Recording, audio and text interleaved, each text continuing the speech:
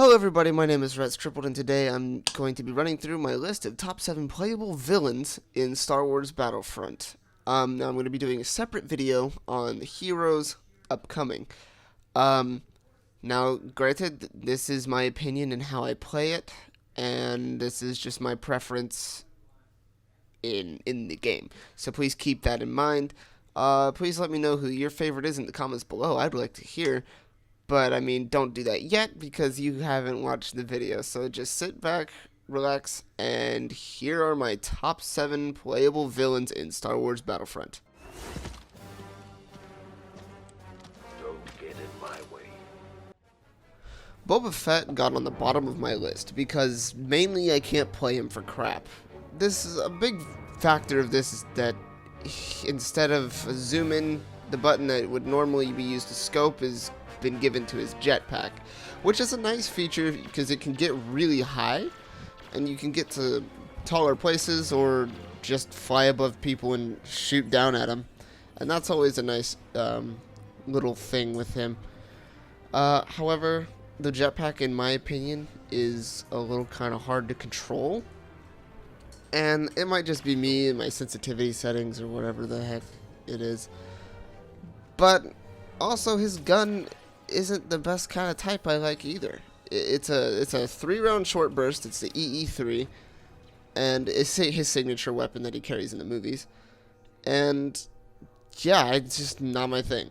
However, his arsenal is actually really kind of interesting because he has a wrist rocket, first of all, which is a straightforward moving explosive, and he also has a flamethrower in his other arm, which I think that's the best feature about him, because if there's a huge group of enemies, you could just walk up to him and just mow him down with a stream of flames. His trait is a scan pulse, which the more kills you get and build up, the bigger the radius gets to where you can see through walls and stuff to try to find opponents. Now this is good for offensive. He's a very offensive character. That's what he does, but his trait allows him to help seek out his enemies, like a true bounty hunter.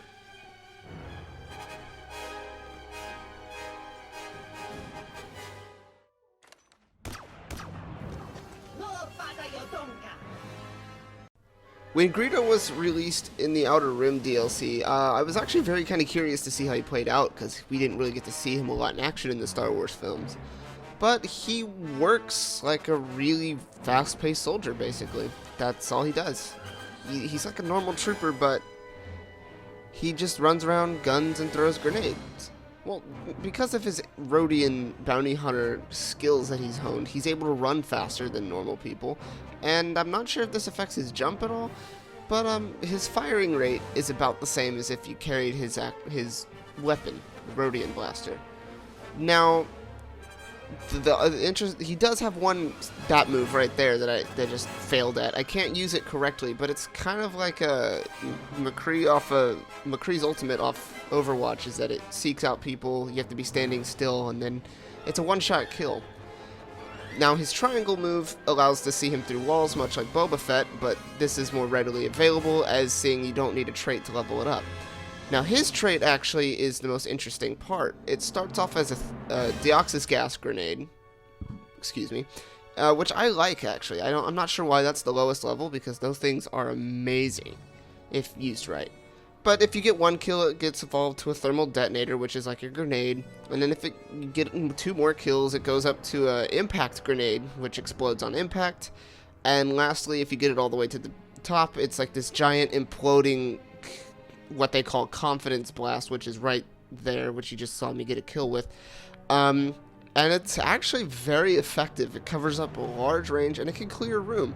So really, honestly, I think Greedo's strongest suit is taking control of rooms and staying in control.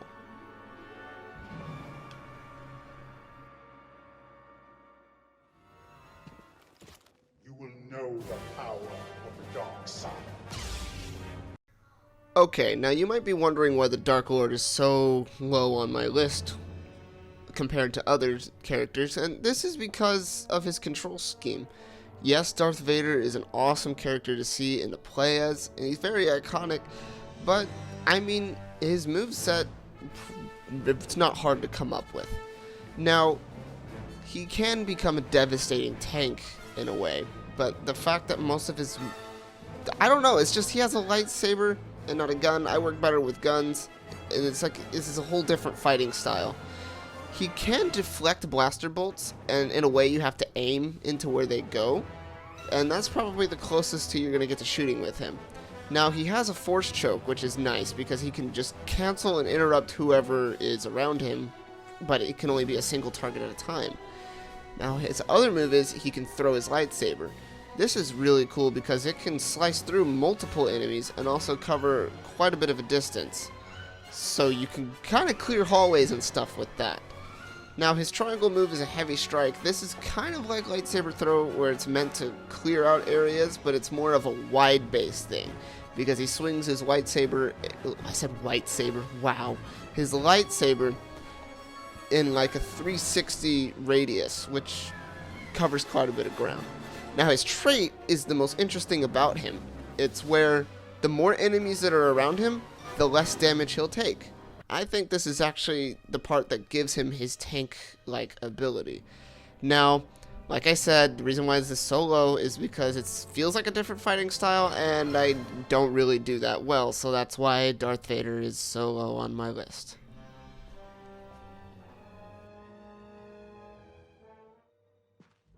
I will show them the true nature of the Force.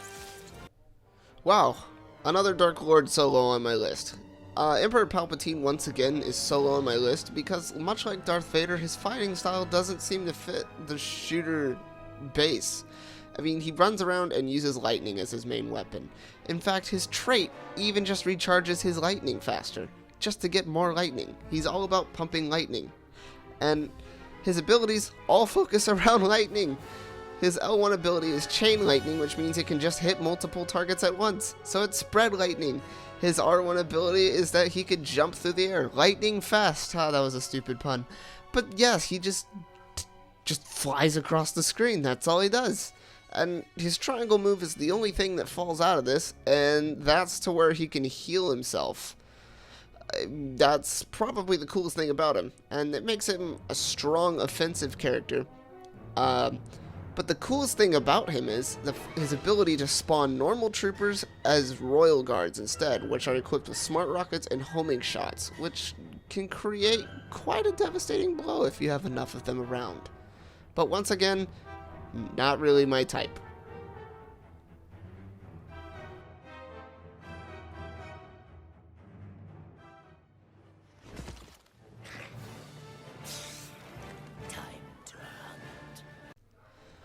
Bossk has to go number 3 on my list. I don't know why, but I think I prefer the bounty hunter heroes in this game, mainly because their arsenal is more focused around artillery. I don't know. But anyways, Bossk has this ability to where he can go into this mode where it looks like everything's in heat vision, and in this mode he's faster and he shoots faster, and I think he does more damage. I'm not sure. I could be wrong on that. Correct me if I am.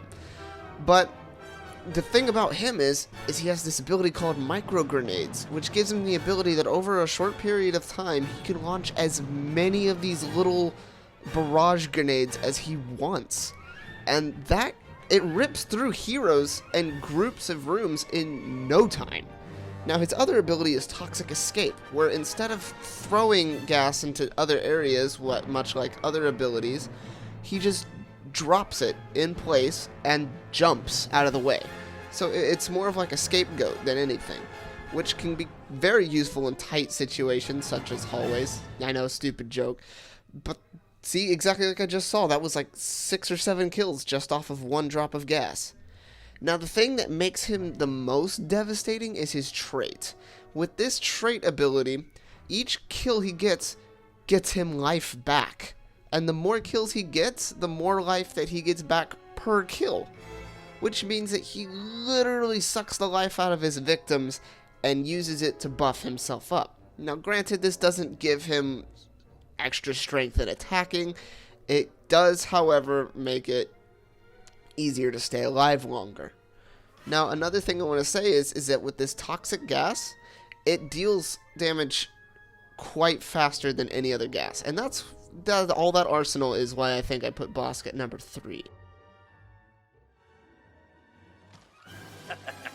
I can't believe I'm getting paid for this. I put Dengar at number 2, mainly because all of his abilities are all about attacking and getting out of the way as fast as possible. He's a heavy weapons expert who can become very tanky with his trait, but let's do this one little bit at a time. And I know I just slipped up with my English there again. Anyways, his first ability, his R1, or the one on the right, is Hurricane Strike, which he completely regards the main use of his gun as a ranged weapon, grabs it by the hilt, and swings it like a giant bat, all while running forward. This can take out large groups of people in a row. I have no idea how the hitbox works on it, but it just does, so just deal with it. Now, his other ability is the fact that he can turn his already fast shooting gun into an even faster shooting gun to deal damage even faster, and the cooldown doesn't come into play on this, which means he can deal out as much damage as he wants during that period of time. Now, his other move is he can throw tons of sticky bombs all over the place, and they can attach to not only walls, but players. And this could also mean heroes, which means no matter what they stick to, they're doing damage, and these bombs have enough damage to one-hit basic troopers. Some normal players, you're screwed if you get stuck with this. Now here comes the charming part.